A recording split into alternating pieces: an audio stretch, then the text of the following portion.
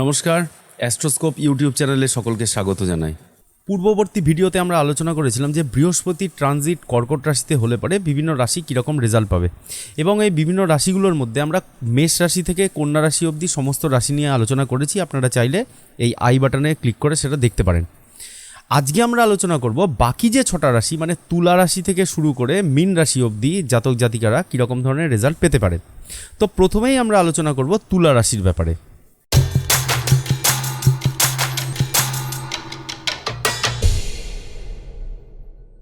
দেখুন, উচ্চস্থ বৃহস্পতি আপনার রাশি সাপেক্ষে দশম ঘরে অবস্থান করবে। এই সময়ে কর্মক্ষেত্রে উচ্চপদস্থ কর্মচারী দ্বারা আপনাদের কর্মের প্রশংসা কিন্তু আপনারা পেতে পারেন, এবং অ্যাপ্রাইজাল বা প্রমোশন কিন্তু এই সময়ে কিন্তু তুলার হবে, যা তুলাকে সুখ, অর্থ ইত্যাদি কিন্তু প্রদান করবে। যারা কর্ম খুঁজছেন তারা এই সময়ে কিন্তু খুব ভালো অপরচুনিটি পাবেন, মানে অনেকগুলো অপরচুনিটি পাবেন, এবং আপনাদেরকে কিন্তু কর্মের জায়গাতে লেগে থাকতে হবে, কারণ বৃহস্পতি রেট্রোগ্রেড হবে, যার ফলে আপনারা প্রথম কাজে যদি আনসাকসেসফুল হনও সেখানে কিন্তু আপনাদেরকে বারংবার মানে রিপিটেটিভ ওয়ার্ক করেই যেতে হবে।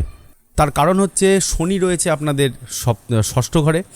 রিপিটেটিভ ওয়ার্ক ডেলি লাইফে কিন্তু এটা লেগেই থাকবে, ঠিক আছে। এবং ডেলি লাইফে এই সমস্ত রিপিটেটিভ ওয়ার্ক করতে করতে তারপরে বৃহস্পতি যখন আবার ডিরেক্ট হবে তখন কিন্তু আপনারা সেই জিনিসের ভালো অপরচুনিটি কিন্তু মানে ভালো সাফল্য কিন্তু আপনারা সেই সময়ে পাবেন। কর্ম বিষয়ে কিন্তু নতুন দায়িত্ব বাড়তে চলেছে তুলার। কর্মজীবনে তৃপ্তি, কর্মসফলতা, জীবনযাত্রার মান পরিবর্তন কিন্তু তুলার এই সময়ে হবে। এই সময়ে সাংসারিক সুখ, ফ্যামিলি সাপোর্ট তুলা যেমন পাবে, তেমন সেই জিনিসগুলোকে কিন্তু রক্ষা করার জন্য যথেষ্ট বুদ্ধি খাটিয়ে সেগুলোকে মেনটেন করারও চেষ্টা করবে কিন্তু তুলা এই সময়ে। আচ্ছা, এবার বলি বৃশ্চিক রাশির ব্যাপারে। দেখুন, বৃশ্চিক কিন্তু খুব লজিক্যাল হন। আধ্যাত্মিকতাও কিন্তু এনারা খুব লজিক এবং প্রমাণ দ্বারা কিন্তু বিশ্বাস করতে চেষ্টা করেন। কিন্তু নবমে বৃহস্পতির এই অবস্থান আপনাদেরকে কিন্তু বিয়ন্ড অফ লজিকের শিক্ষা দেবে, মানে লজিকের বাইরেও অনেক জিনিস হয়, এই জিনিসের শিক্ষা কিন্তু আপনারা পাবেন। এই সময়ে এনারা অনুভব করবেন ভগবানের, নানাভাবে এনারা অনুভব করবেন ভগবানের অস্তিত্বের ব্যাপারে, এবং এই সময় কিন্তু বৃশ্চিক এটা ফিল করবেন যে নানাভাবে একটা অদৃশ্য শক্তি যেন তাদেরকে নানাভাবে প্রোটেক্ট করছে বা পথ দেখাচ্ছে। এই জিনিসগুলো কিন্তু বৃশ্চিক এই সময় ফিল করবেন। এই সময়ে বৃহস্পতি কিন্তু বৃশ্চিককে ভাগ্যের শুভ ফলের স্বাদ আস্বাদন করাবেন। এই সময়ে প্রেমের শুভ পরিণতি হতে দেখা যাবে বৃশ্চিকের, এবং নিজের বাড়িতে এনারা কিন্তু সম্মানিত হবেন, এবং যা হবে তাদের বুদ্ধির জোরেই হবে। এছাড়াও ছোট ভাই বোনের সাথে সম্পর্ক খারাপ থাকলে সেই সম্পর্কটা আস্তে আস্তে শুভকর হবে। তৃতীয় ঘরে বৃহস্পতির অ্যাসপেক্ট আছে, এবং এই সময়ে ভাগ্যের শুভ পরিণতি হলেও কনফিডেন্স লেভেল বাড়িয়ে কিন্তু নানা রকমের রিস্ক নেওয়া কিন্তু বৃশ্চিকের জন্য ঠিক হবে না। কারণ বৃহস্পতি যখন আবার রেট্রোগ্রেড হবে, আমি ডেটটা বলেছিলাম, এই যখন বৃহস্পতি রেট্রোগ্রেড হয়ে গিয়ে আগের ঘরে ফিরবে, মানে ডিসেম্বর 5 থেকে মার্চের 11 তারিখ 2026 সালের, এই সময়ে কিন্তু আপনাদেরকে নানা রকমভাবে পর্যুদস্ত হতে হবে, এবং অকৃতকার্যও কিন্তু বৃহস্পতি এই সময় আপনাকে করতে পারে। সেই জন্যে কনফিডেন্স লেভেল এই সময় আপনাদের বাড়বে, মনে হবে যেন সব জিনিস ঠিকঠাক হচ্ছে, সব কিছু আমার কন্ট্রোলে আছে। এই জিনিসটা ভেবে নিয়ে কিন্তু রিস্ক নেওয়াটা বৃশ্চিকের এই সময় ঠিক নয়। এবার বলি ধনুরাশির ব্যাপারে। দেখুন, ধনুরাশির অষ্টম ঘরে থাকবেন তাদেরই লগ্নপতি বৃহস্পতি, এবং তিনি উচ্চস্থ থাকবেন, যার ফলে তারা নিজেদেরকে সিক্রেটভাবে ডেভেলপ করার পেছনে কিন্তু সময় দেবেন। এই সময়ে তারা কিন্তু প্রচুর জ্ঞান আহরণ করবেন। কিসের ব্যাপারে? স্পেশালি এরা ফাইন্যান্সের ব্যাপারে নানা রকমভাবে জ্ঞান আহরণ করবেন। হতে পারে এই সময় এনারা শেয়ার মার্কেটে ইনভেস্টমেন্টের ব্যাপারে খোঁজ খবর করবেন, বা কিছু টাকা তারা ইনভেস্টও করবেন, ওকে।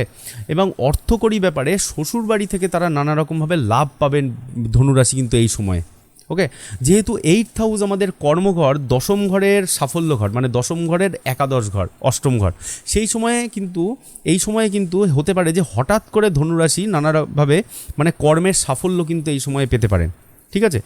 এবং অর্থ সঞ্চয় বাড়বে এই সময়ে। সোশ্যাল মিডিয়াতে নানা রকমভাবে পরিচিতি বাড়তে পারে, এবং শুভ কাজে তার ব্যয় হবে। তার মানে এই সময়ে তার এমন কিছু জিনিসে ব্যয় হবে যে জিনিসটা ভবিষ্যতের জন্য তার জন্য কিন্তু লাভজনকই হবে। আচ্ছা, এবার বলি মকর রাশির ব্যাপারে। দেখুন, মকর রাশির সাপেক্ষে সপ্তম ঘরে থাকবে বৃহস্পতি, এবং যে বৃহস্পতি কর্কটে উচ্চস্থ হবে। দেখুন, সপ্তম ঘর মানে হচ্ছে আমাদের বৈষয়িক ঘর, বিষয় আশায় সম্পর্কিত ঘর।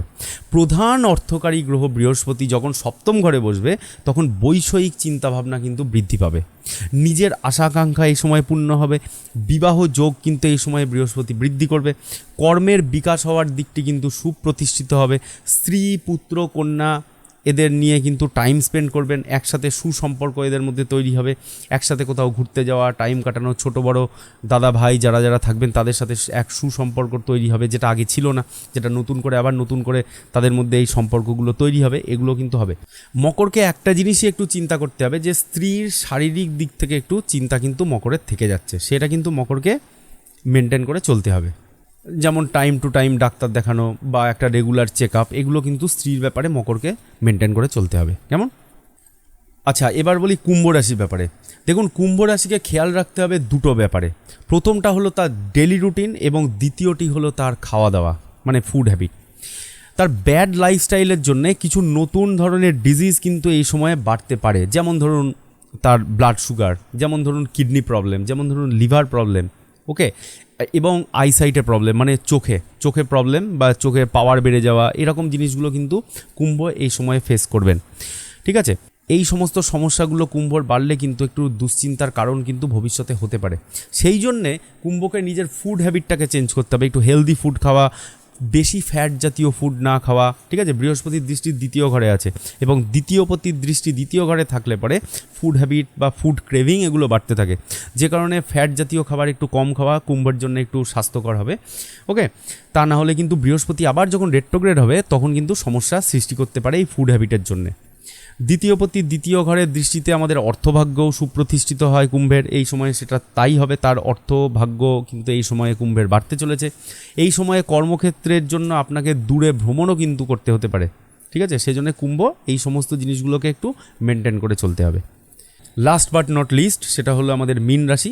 মীন রাশির ব্যাপারে আলোচনা করব। দেখুন, মীন রাশি সাপেক্ষে কিন্তু পঞ্চম ঘরে বৃহস্পতি উচ্চস্থ হবে, যে কারণে মীনের যেটা হবে সেটা হচ্ছে সন্তান ভাগ্য সুপ্রতিষ্ঠিত হবে। কিভাবে হবে? মীন হয়তো অন্য কারোর সন্তান দেখে ইমোশনাল হয়ে গিয়ে নিজেদের সন্তান প্রাপ্তির দিকটা কিন্তু সুপ্রতিষ্ঠিত নিজেরাই করবেন, বা মানে নিজেরা প্ল্যানিং করবেন আর কি। 7.5 চললেও কিছুদিনের জন্যে কিন্তু মীন একটু রিলিফ পাবেন। এই সময় কিন্তু এক্সট্রা হেডেক তার কম হবে, তারা কিন্তু বাবার সাপোর্ট পাবেন এই সময় কিন্তু মনের আশা পূর্ণ হবে। গুরু বা টিচার বা এই সমস্ত মানুষদের কিন্তু সান্নিধ্য মীন এই সময় পাবে। মীনের বুদ্ধিমত্তার পরিচয় কিন্তু এই সময় নানাভাবে পাওয়া যাবে। হেলথ ইস্যু সেরকম মীনের কোনো ব্যাপার নেই, এই সময় নানা রকমভাবে তারা হেলদি থাকবেন এবং নিজেদের কমফোর্টের জন্যে, নিজেদের সুখের জন্যে এনারা কিন্তু অনেক টাকা পয়সা এই সময় ব্যয় করতে থাকবেন। যে টাকা পয়সাটা একটু কম খরচ করলেও হয়ে যায়, সেটা কিন্তু আস্তে আস্তে বেড়ে যাবে, এক্সপ্যান্ড করে যাবে, যে কারণে তাদের মনে হবে যে না ঠিক আছে, এই টাকাটা এখানে লাগছে, কিন্তু এটার যদি বেটার করি তাহলে আমার জিনিসটা আরও ভালো হবে। এইটা ভেবে কিন্তু তাদের যে টাকাটা 100 টাকা খরচ হওয়ার কথা ছিল সেটা 1000 টাকাতে গিয়ে দাঁড়াবে। এরকম একটা ব্যাপার কিন্তু মিনের এই সময়ে চলতে থাকবে। ওকে, তো আমরা এই ভিডিওতে আলোচনা করলাম তুলা রাশি থেকে মীন রাশি অবধি সমস্ত রাশির যে বৃহস্পতির ট্রানজিটে কীরকম এফেক্টটা হবে তার উপরে। এই যে টোটাল 12টা রাশির ভিডিও আমরা দুটো ভিডিওতে সেপারেট করে নিয়েছি।